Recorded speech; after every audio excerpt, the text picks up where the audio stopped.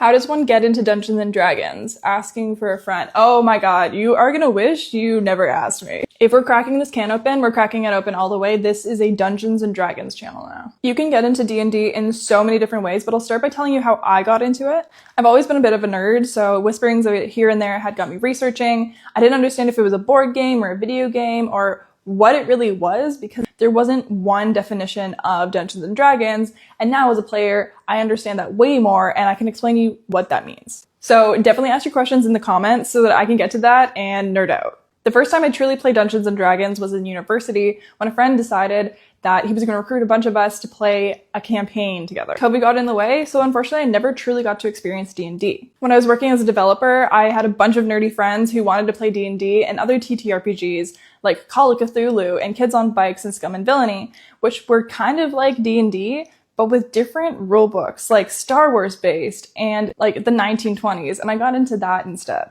I figured out that I really liked the improv side of it, and I actually ended up doing improv classes outside of D&D and TTRPGs.